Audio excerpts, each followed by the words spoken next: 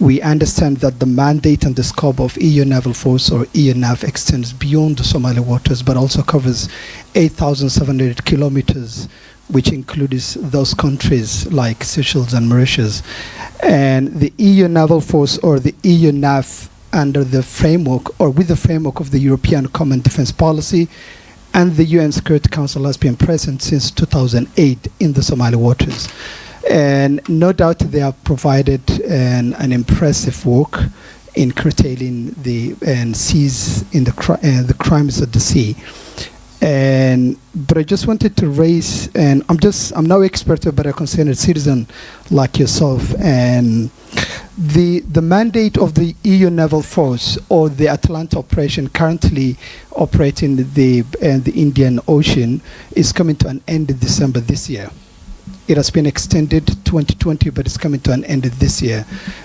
And in your analysis, and of course, and with respect to the changing dynamics, changing global dynamics, and also what's happening in the East European countries, Russia and Ukraine and so on, and also the soaring food prices, the staggering unemployment, and also the skyrocketing fuel prices here and also elsewhere in the country, the unemployment and the access to arms. Do you think that, or is it fair to say that piracy and illegal fishing, it's looming and it's something that's coming to reality very soon? Thank you. Thank you very much. And Maya, Arinka and Kajawab, we'll take this first, and then we'll go to the third round. Yeah? Maybe we can have somebody respond to Rega's comment.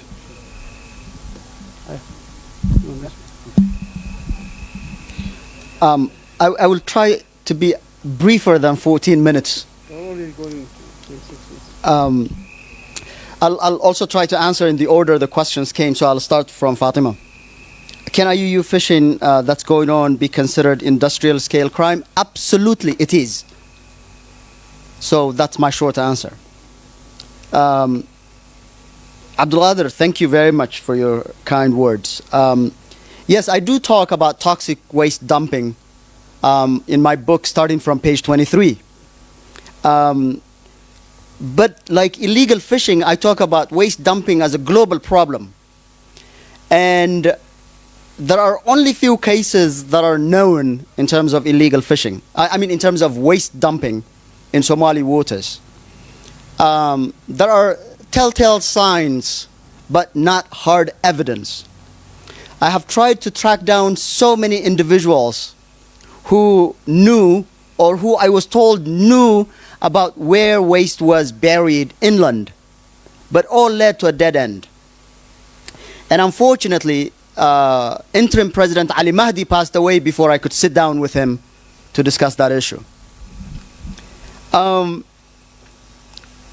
the extent of its global problem, let me give you, not that it's going to make you feel any less bitter, or waste dumping in Somalia to make it any less illegal and harmful, but that it's a truly global phenomenon by mentioning that in Italy, in southern provinces in Italy, places like Naples, the Italian mafia dumped so much waste in their own lands that the US naval base there had to carry out its own independent investigation into whether that was a healthy environment for it or not.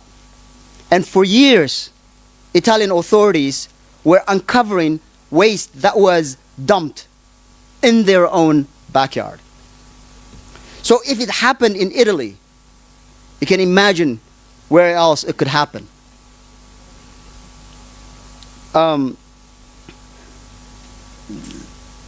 There was a Somali scientist, chemist, I believe, Mahdi Ayed, I think. I have him in my book. Wrote an extensive report on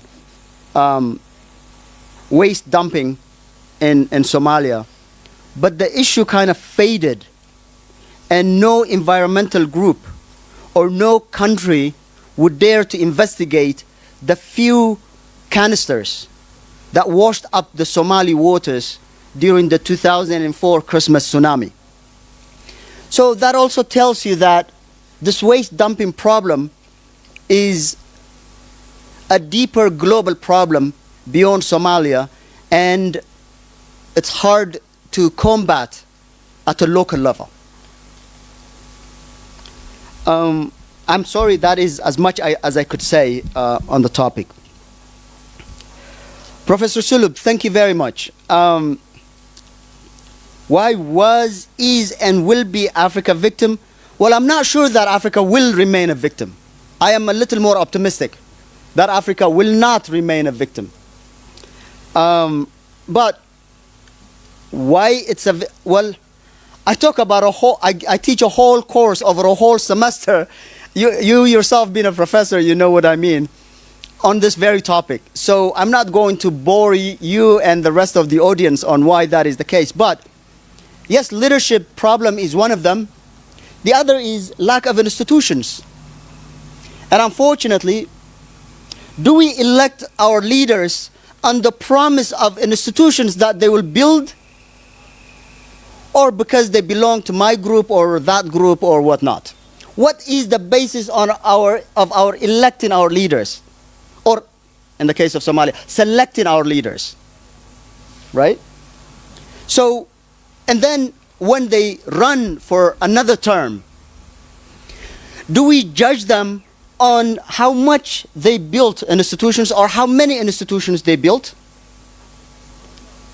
Or do we judge them on an individual case, or again, on what group they belong to? So even we as citizens are partially complicit in this problem.